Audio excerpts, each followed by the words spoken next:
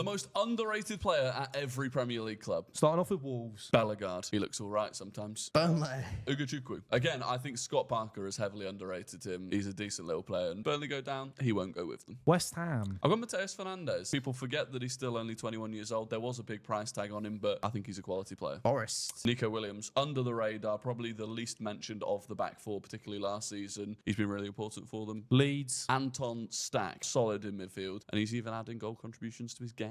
Fulham. I've gone Harry Wilson. In the last couple of weeks, he has become rated more highly, but I think overall people didn't rate him enough. Those of us that are connoisseurs of the beautiful game are ahead of the curve. Shut up. Brentford. Damsgaard. Now, again, is rated, but underrated by European clubs. I think he should be playing at least in a Europa League squad. I think maybe the scouting world just isn't on my level.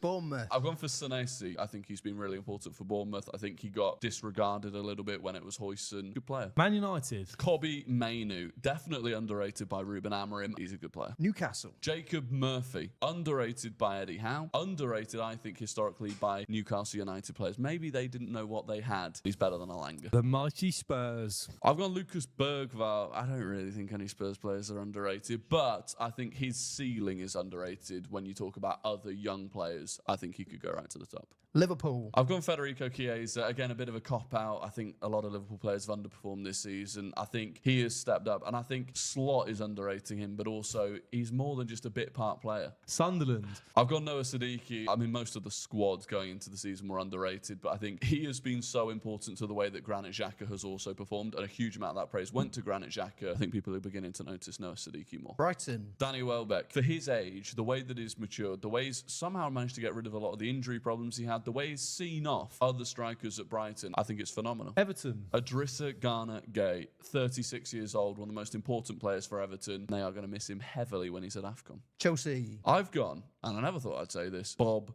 Sanchez. I haven't mentioned Bob Sanchez in a video for quite a long time, and I think that speaks volumes. Crystal Palace. I've got Daniel Munoz here, who is probably editor. Roll it back. November 2024, my only appearance on Saturday Social. I was calling it. I was ahead of the game, and I just wanted to make sure that everyone knows that when no one rated him when I rated him. Villa. Kamara. I do think he is rated, but I think he's probably the most important midfielder that Aston Villa have. Manchester City. Mateus Nunes, I think he's done incredibly well to find himself a spot in that Man City team. Fair play to him. Arsenal. Ricardo Calafiori. People didn't give him enough credit for the way that he defends. They still don't. If they watched Arsenal more, they would understand he is a top left back. Surprised you didn't say Gyökeres, mate. Becoming underrated, actually. Jesus.